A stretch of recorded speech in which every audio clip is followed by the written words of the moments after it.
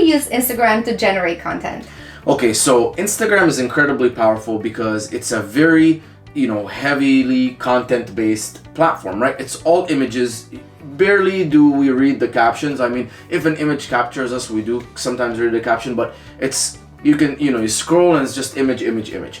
And this is beautiful because you can create a lot of content on Instagram for your product. So how do you go about that? There's a few ways. First of all, you can find influencers. Obviously, depending on the size of the influencer, there's some aspiring influencers, people with 2,000 to 5,000 followers. Those ones will more than happily create content and all of this stuff for free because they want to appear as an influencer. It's like, how we do talking gigs. We don't get paid for it, but we want to eventually get to a point where we're so well respected in the community that people pay us. It's the same with them. They want to get to a point where they're getting paid for these posts. So for now, they're doing it for free. They post about it, we repost them, all of this stuff, and then eventually they get the recognition they want. So they're a good option to create content. The second thing is you can go the paid influencer method, and then there's obviously a lot of paid influencers out there. Just look at your competitors, and some people might be like, oh well, maybe my competitor already has this influencer, or the top competitors already have this influencer. It's a non-compete. I say, okay, well, look at an adjacent category top competitor. So for example, if I'm selling electrolytes, let me look at like a keto product and say, okay, what's a really massive keto brand? Who are the influencers they're using? Those influencers, also apply for my brand, and they can create content.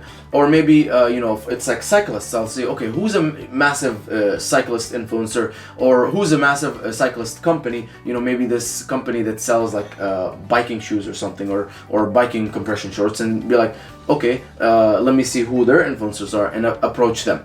Now, the final way, and I think the most cost-effective way, and the way that I like, but it has to be on a massive scale. So that's probably something you're going to build into a system and then hire a VA to do, is using user-generated content. And it's the way that I talked about, where you find people between 1,000, 3,000 followers. They're normal people, but they have good content on their Instagram. I have friends, girls, who have 800, 900 followers on Instagram.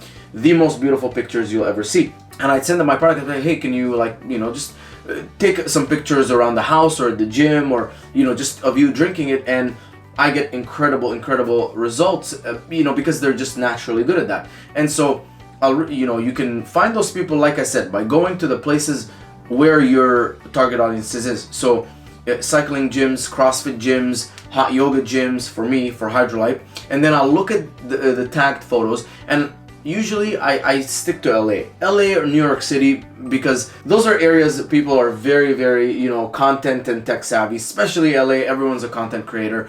And so I'll go to CrossFit gyms in LA, I'll look at the tagged photos, I'll look at all of the people that are tagging the gym there, and I'll reach out to this. Well, first I'll like a few pictures, I'll comment. You can also do this from a personal account. So I can create another Mina account with my face, a bunch of like normal pictures, just to show that I'm a real human being. So maybe they're sketched out by a company and you can be a normal human being, or you can try just from your company page and then say, comment, and as soon as they reply to your comment, now you know that if you slide in their DMs, it'll show up instead of being in the requests. And guys, girls get you can tell them, they get a lot of requests. So if you're in the request folder, most likely you won't show up. So get a reply on your comment first. Once you do that, you can directly slide in DMs and say, hey, I love your page, I love your content. Would you be willing for us to send you our product completely free to try out? And if you like it, just send us content.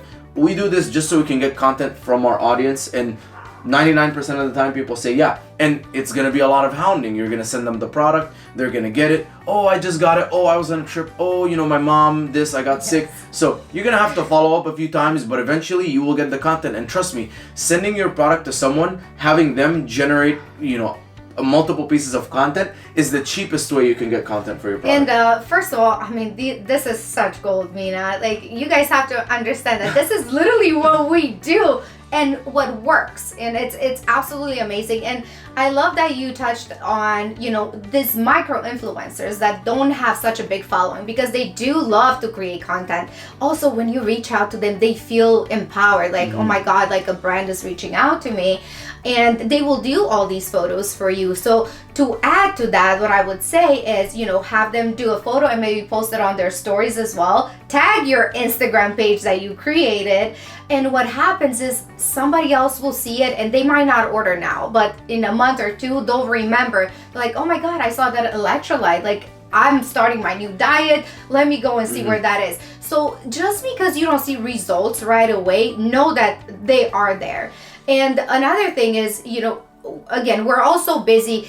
Make sure, one thing that I would suggest is when you do start reaching out to all these people, create a system. Because next thing you know, when you have the first person order, you're like, okay, and do some pictures, it's just one person. Next thing you know, you have 50 people. You don't know who's who. You don't know who you reached out. You don't know the time, the date. You're losing track. So make sure the first day that you start, you have some type of SOP on it. I actually have both of my social media employees every single day update me on how many people we reached out to, how many people sent us how many people we sent the product to, and how many people gave us content. Every single day I get an update, and every single day I'm like, why is this number? Or if I see that the number of people we sent products to is much higher than the number of people that we're getting content from, I'm like, hey, you know, we need to find a better way of pushing these people to give us a content, because we already sent them a free product. Or if I see that we reached out to 350 people and only 48 said okay,